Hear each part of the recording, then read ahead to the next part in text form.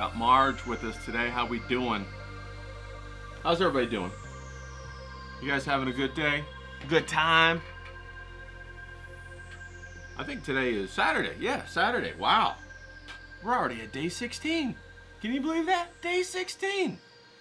I tell you, 16, you can drive. So we're going to try and drive today. How about that? We're going to go ahead and get after it. Now, before we get into it, check your levels. How you doing? Okay? You still got that fire stoked? You still got that critical eye locked down?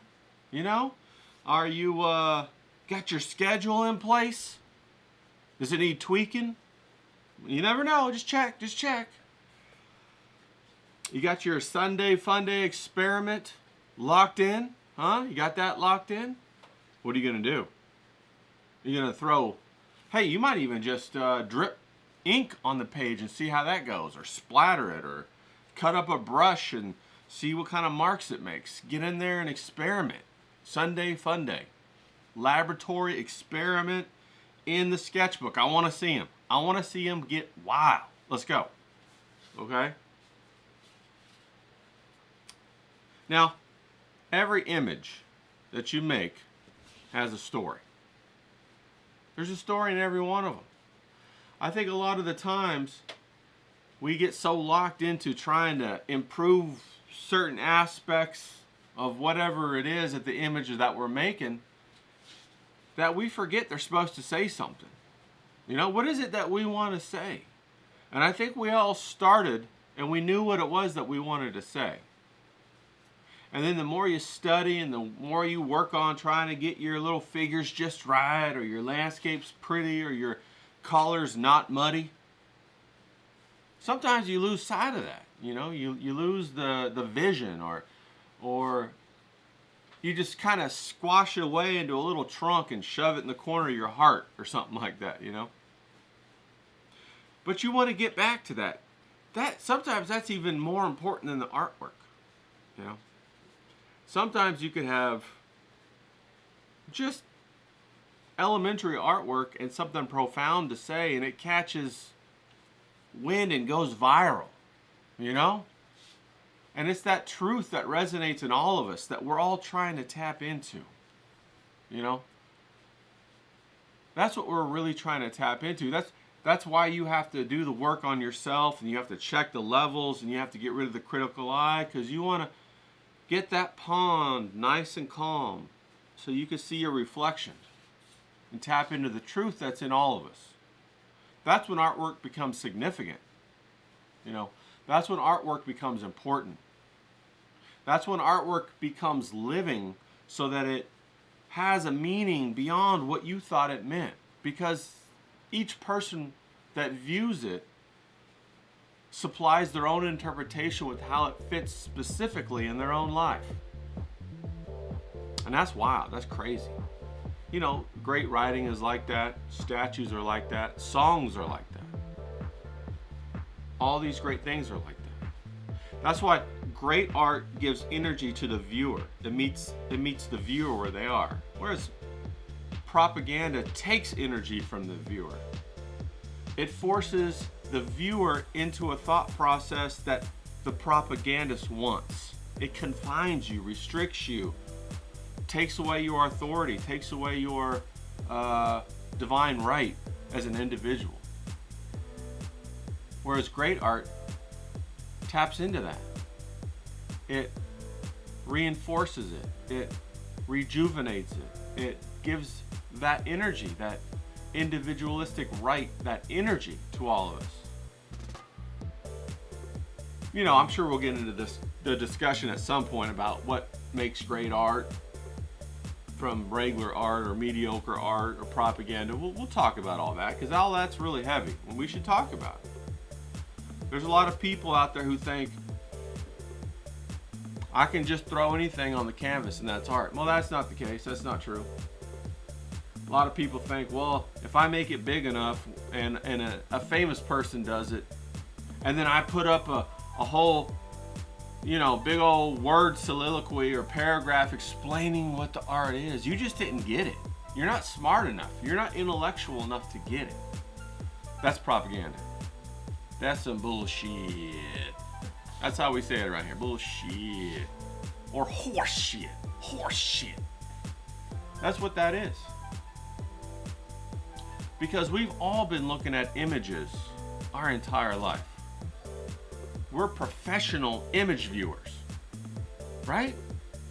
We get out there in the world and we're professional at it. We see masterpieces every day in the landscapes, in the sunsets, in everything. So don't be gaslit into thinking that you're just not smart enough. You just don't get what these people in the gallery's talking about because you come from the country. You just some rube, some redneck. You just some unrefined individual that hasn't put in the time and the effort in the college to get their mind right. You wouldn't know it. You wouldn't understand it. Well, that's bullshit. You ever heard of a little guy called Andrew Wyeth? Father was N.C. Wyeth. Yeah, go look him up. Learned how to watercolor on the farm. Fantastic. One of the greats American watercolors. Master. I think he had a little bit of an accent too. Could be wrong, but I think he did. So, we want to tell the story of truth in our artwork because the truth is beautiful. The truth is beautiful because the truth resonates. The truth resonates through everything. That's why it's called the truth. Okay? So, to that end, I wanted to show this little book right here. I got a couple of these, framed ink. Now, this book is for visual storytelling. And so you go through the book and you read it, and it's a fantastic book. And it discusses how to change the visuals and what the emotions are connected to with it. You zoom in. What does it mean when you zoom in? If you zoom out, what emotional state does that make? If you got a soldier, he's holding a rifle, but you can't see his face. What does that mean? How do you control all of these things? What's the different impact if you use a different type of perspective or a different type of lens? These are all things that you need to know. These are like spices on your rack when you're trying to make something really tasty. If you're trying to make something that tastes really good, you don't use all the spices. It ends up tasting like crap. You don't use all the colors to mix one color. You get gray. If you wanted gray, then that's okay, but you get gray. You use a couple spices. You make a point. Then you contrast that with something else. Another dish. In the next panel, you might have a juxtaposition. But that's what we're going to talk about today. We're going to talk about telling your story. Everybody's got a story in them. They got a voice in them. You want to tell your story. You want to use your voice. Now, I live out in the desert. You know, it's like 101 right now. In the morning, this is the morning time. In the morning, in the shade, it's 101. It's probably going to get up to 110 in the shade and who knows what in the sunshine, you know, because it gets hot as hell. Now, I got ravens up here where I live, and they go all over the place, and they run around in big groups. And if you don't know anything about ravens, they're very social animals, and they stay in their family groups until they hit about 30, and then they break off and make new groups. Well, I got a big old tree out in my front yard, and it does great with the shade. So I started putting water out there, and then these ravens show up.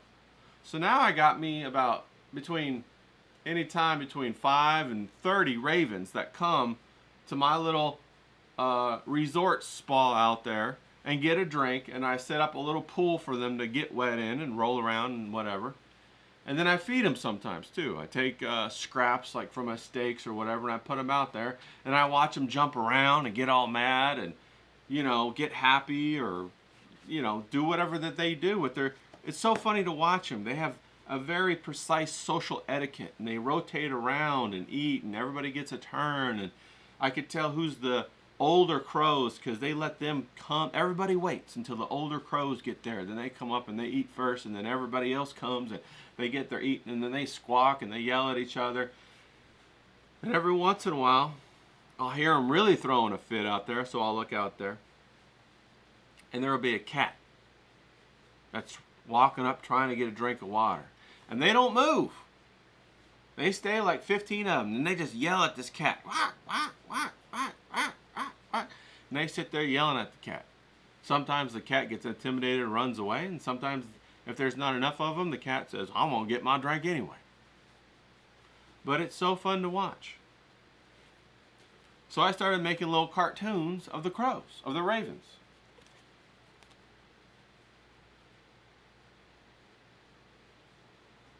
So I got that one right there. Basically, the male raven works hard to get the worm. Then the female raven comes up and takes it from him. And he says, hey, what about the blowjob? You know, a little commentary on relationships. Then I got another one right here.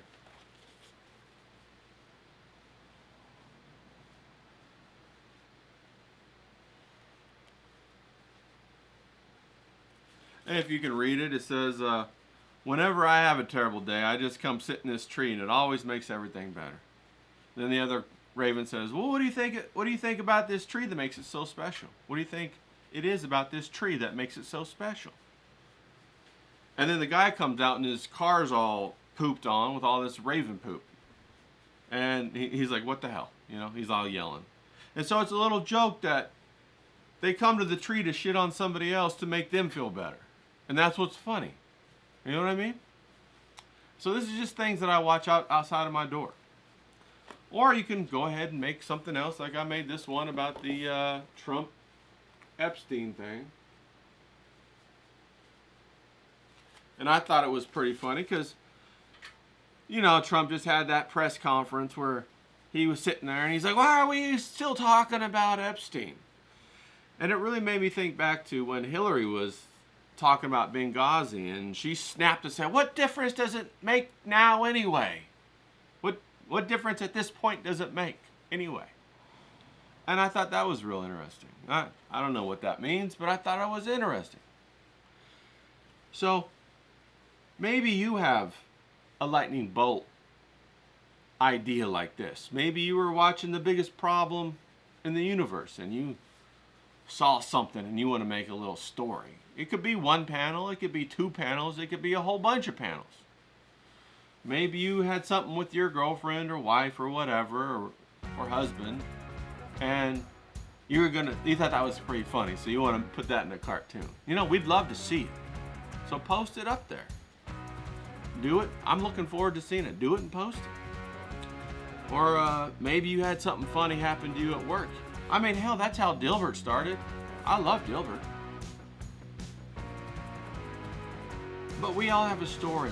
We all have a voice. We all have something unique to say. And if we tap into that truth, then that unique thing that we have to say is going to resonate with other people.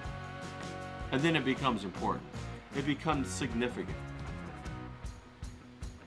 So let's get excited about what we have to say. Let's lock that critical eye in the basement. He don't want you to say anything. He wants you to shut up and take your seat and fall in line with everybody else. You're not special. Somebody else is special. Let them be special. No, hell no. It's our time to get a hold of our life to be special. Because you know who's special? The people that think they're special are special. So damn it, think you're special. And let's get out there. Let's fly. Let's laugh at them ravens together. Come on.